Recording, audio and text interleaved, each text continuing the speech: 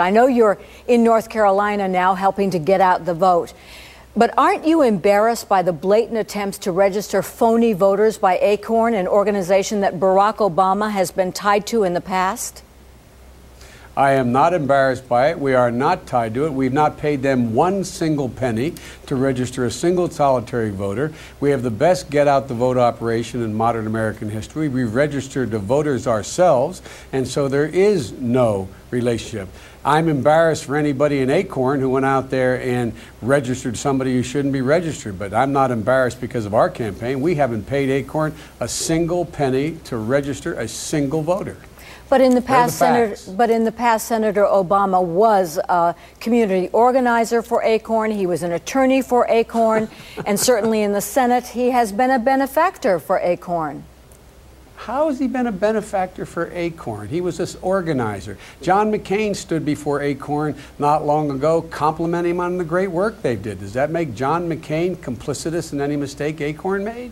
Come on, let's get real here. Okay, moving on to the next question. Senator Obama now famously told Joe the plumber he wanted to spread his wealth around. A Gallup poll showed 84% of Americans prefer government focus on improving economic conditions and creating more jobs in the U.S. as opposed to taking steps to distribute wealth. Isn't Senator Obama's comment a potentially crushing political blunder?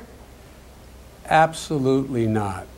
The only person who spread the wealth around has been George Bush and John McCain's tax policy.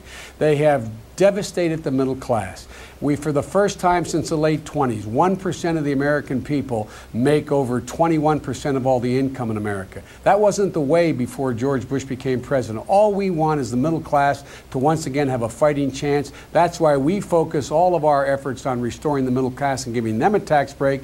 And John McCain doubles down on Bush's tax cut and adds $300 billion in new tax cuts for the largest corporations in America and the wealthiest Americans. We don't think that's the way to do it. We think give the middle class a break. That's the way to do it. You may recognize this famous quote, "From each according to his abilities, to each according to his needs." That's from Karl Marx. How is Senator Obama not being a Marxist if he intends to spread the wealth around? Are you joking? Is this a joke? No. Or is that a real question? That's a question. He is not spreading the wealth around. He's talking about giving the middle class an opportunity to get back the tax breaks they used to have. What has happened? Just this year, people making $1.4 million average, the top 1%, good, decent American people, are going to get a new $87 billion tax cut, a new one on top of last year. We think the people should be getting that tax break or not continue to redistribute the wealth up. We think middle-class taxpayers should get a tax break. That's what we think. It's a ridiculous comparison, with all due respect. Now, you recently said, mark my words, it'll not be 6 months before the world tests Barack Obama. But what worries many people is your caveat, asking them to stand with him because it's not going to be apparent initially that he's right.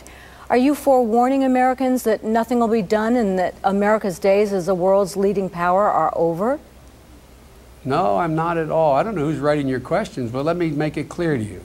The fact of the matter is that everyone has acknowledged, from Colin Powell on, that the next president of the United States is going to be tested, whether it's John McCain or it's Barack Obama. The reason is our weakened position in the world. We're stretched thin throughout the world. Our economy's in free fall right now, and they're going to be tested. Every president is tested. And the point I was making is Barack Obama is much better prepared to handle whatever crisis it's going to be than John McCain, because John was wrong in Iraq, saying we'd be greeted as liberators, we'd be out of there, wrong in Afghanistan, saying we've already succeeded, wrong in North Korea and saying the president shouldn't negotiate. Barack Obama's been right, John McCain's been wrong. That was my point.